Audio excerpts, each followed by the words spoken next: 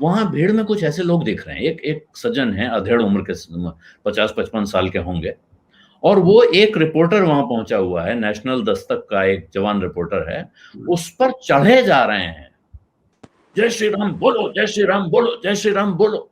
और इतना इतना गुस्सा उनके अंदर दिख रहा है, भरा हुआ है, इतना वो उन्मादित हैं, ऐसा लग रहा है कि ब्लड प्रेशर बढ़ रहा है उनका। ये जो लोगों के साथ हो रहा है, ये आम इंसान है, जब वो घर जाते होंगे अपने, उनके भी बच्चे बीवी होंगे, परिवार होगा, आस पड़ोस के लोग होंगे, ये इंसान को किस तरह की मशीन में बदला जा रहा है। और इसमें जो लोग बदल रहे हैं उनके बारे में तो पूर्णानंद जी ने बताया कि वो नफरत का कारोबार बढ़ाते बढ़ाते ऐसी जगह पहुंचा चुके हैं समाज को। लेकिन इनसे मुकाबला करने जो लोग निकले थे, वो कैसे फेल हो गए, वो क्यों नाकाम हो गए, क्या वजह है कि हमारे इस समाज में इस तरह की बातों को स्वीकृति मिल गई है? देखिए, अपूर्वानंद जी ने जो कहा है उससे 100% सहमत होते हुए मैं अपनी बात कह रहा हूं। बिल्कुल मैं उनसे 100% से, उनका जो विश्लेषण है, जिस तरह से उन्होंने पूरी बात को रखा है कि क्या हो रहा है, मैं उनसे पूरी तरीके से सहमत हूं। इसमें मैं एक एक आयाम अपनी तरफ से और जोड़ रहा हूं, जो शायद आपने जो जिज्ञासा की है, उस जिज्ञासा का जवाब देने के नजदीक पहुंचेगा। किसी भी जिज्ञासा का 100% तो जवाब नहीं दिया जा सकता है, लेकिन फिर भी इस जिज्ञासा को संतुष्ट किया जा सकता है। मेरा कहना यह है कि जब से नरेंद्र मोदी की सरकार बनी है, राष्ट्रीय स्वयंसेवक संघ नरेंद्र मोदी के जरिए एक खास तरह का प्रोजेक्ट चला रहा है, और उस प्रोजेक्ट में अल्पसंख्यक विरोध, अल्पसंख्यकों के खिलाफ घृणा फैलाना उस प्रोजेक्ट का प्रमुख हिस्सा है। लेकिन वो प्रोजेक्ट उससे कहीं ज्यादा आगे है, और बड़ा प्रोजेक्ट है, और कहीं ज्यादा खतरनाक प्रोजेक्ट है।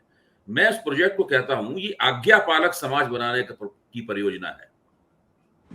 और समाज में राष्ट्रीय स्वयंसेवक संघ के नरेंद्र मोदी के जरिए जो शासन किया जा रहा है, इस शासन के खिलाफ प्रतिरोध के, क्षोभ के, विरोध के जितने भी मुकाम हैं, उन सारे मुकामों को डराने, धमकाने, कोने में धकेलने, उनका हाशियाकरण करने, उनके ऊपर कानून तमाम सारी दफाएं लगाने की एक बहुत ही कभी खुली, कभी खुफिया, कभी नफीस और कभी कम नफीस एक प्रौद्योगिकी इस शासन ने विकसित कर ली है।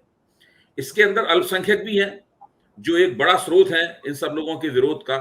दूसरी तरफ दलित अंबेडकरवादी हैं, जो कभी भीमा कोरेगांव की घटना के जरिए, और तमाम जो रेडिकल आंदोलन जो आदिवासियों में चलते हैं, उन रेडिकल आंदोलनों के समर्थन करने वाले लोग जो दिल्ली में हैं या दूसरे जो शहरी ठिकानों पे हैं, उन सबके खिलाफ करने की, जहां कहीं विरोध हो सकता है उसको जोर जबरदस्ती चुप कराया जाए, और जहां जोर जबरदस्ती की जरूरत नहीं है वहां पे मीडिया की, प्रचार की और राष्ट्रवाद की दूसरी तमाम तकनीकों का सहारा लेकर उनके अंदर भी, उनको भी आज्ञा पालक समाज बनाने की तरफ लाया जाए। पश्चिम में भी इस तरह के प्रयोग होते रहे हैं, और लेकिन पश्चिमी राजनीति का, पश्चिमी लोकतंत्रों का किरदार अलग तरह का है, तो वहां इस तरह के प्रयोगों के बहुत ज्यादा अच्छे असर नहीं हुए। लेकिन भारत में पिछले 7 साल से मैं ये कहूंगा कि ये प्रयोग कमोवेश कामयाबी के साथ चलाया जा रहा है।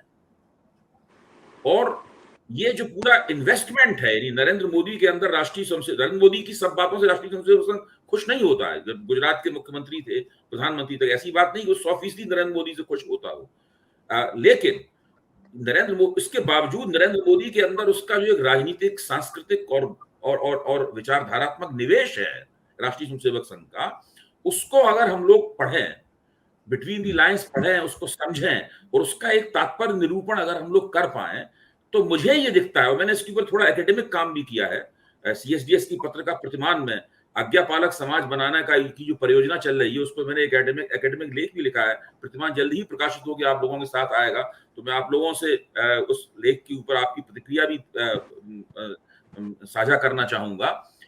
मेरा मानना है कि वो बिल्कुल इंदिरा गांधी ने इमरजेंसी लगाई थी। इंदिरा गांधी इमरजेंसी का केंद्रीय नारा क्या था? अनुशासन पर्व कहती थी उसको। इंदिरा गांधी अनुशासन पर्व कहती थी उसको। और हम सब लोग, मैं भी जेल में था, मेरी दाढ़ी मूछ भी नहीं निकली हुई थी उस वक्त, मैंने बीए पार्ट 1 का इम्तिहान जेल में ही दिया था, मेरे पिताजी भी मेरे साथ मेरी बैरक में बंद थे।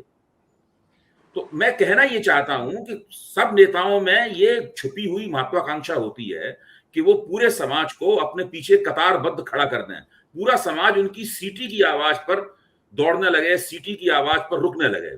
ये सब नेताओं में होती, इंदिरा गांधी में भी थी।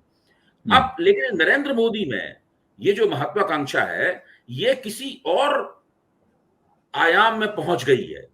इंदिरा गांधी वगैरह वो उन सबके जो प्रयोग थे, इंदिरा गांधी ने खुद ही अपनी जिंदगी में उस प्रयोग को वापस ले लिया था, देश में चुनाव करा के इमरजेंसी हटाकर, और उसका उन्हें फल भी भुगतना पड़ा। इंदिरा गांधी को सजा भी मिली उन्हें, लेकिन नरेंद्र मोदी को लगता है कि उन्हें कोई सजा नहीं मिलेगी।